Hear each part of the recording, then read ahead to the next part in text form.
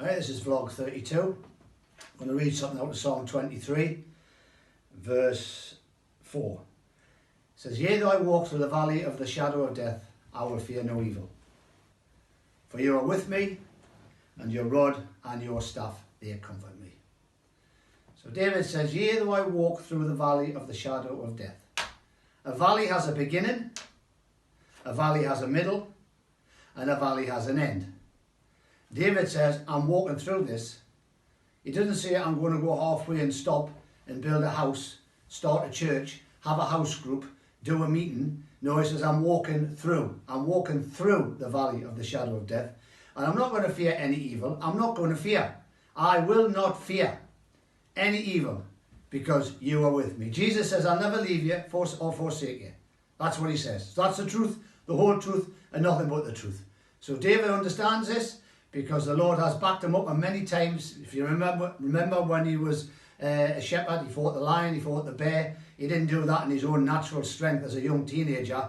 The power of God was there to defeat these wild animals, these wild beasts, in a supernatural way. So he said, I'm going to walk through this valley. And as we are called, as the ecclesia, to walk through other people's valleys and set them free. There are people, there are believers who actually believe they're meant to be living in this condition. They're living in fear, they're living in sickness, they're living in poverty, they're living in shortage, they're living in some form of bondage. There is no light, they've got no direction. And the Holy Spirit is calling people. He is blowing a trumpet in Zion, as it were, to call his ecclesia to rise up and start walking through these valleys of the shadow of death and leading his people out. It says that there are multitudes in the valley of decision.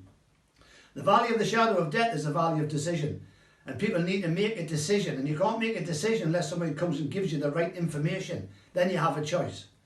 So when we used to meet a number of years ago, me and my spiritual family used to meet in a club down in Ward's End, which is the East End in Newcastle. And we used to meet upstairs in the function room on a Sunday night. Downstairs was the bar. And this particular bar was known for its selling drugs and stolen goods. So we'd be meeting upstairs, praising, singing, casting out devils, healing the sick, preaching the word, doing the stuff, praying in tongues. And downstairs, they'd be selling drugs, they'd be selling stolen gear, and a whole lot of stuff would be going on, illegal stuff. The police used to do what's called a walkthrough. In our area, in this region, it's called a walkthrough. They would turn up at the bar unannounced, and 3 or 4 of them would just walk into the bar and walk through, checking everybody out. And if they thought something illegal was going on, they'd lift them people, put them in the police van and take them away to the police station. They did a walkthrough. They didn't live in the bar, they didn't stay in the bar, they didn't sit and have a drink, they didn't have something to eat, they didn't socialise, they walked through because they were doing a job. They had a particular mission for that particular moment. Walk through that bar and apprehend anybody who's suspicious or doing things illegal. And we are called to walk through the valley of the shadow of death, to apprehend the enemy and to set people free.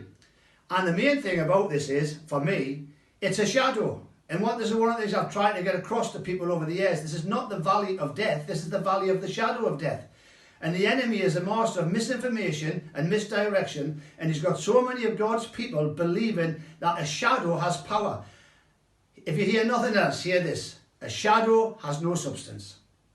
A shadow has no substance. Our kingdom is a kingdom of substance. Faith is the substance of things hoped for.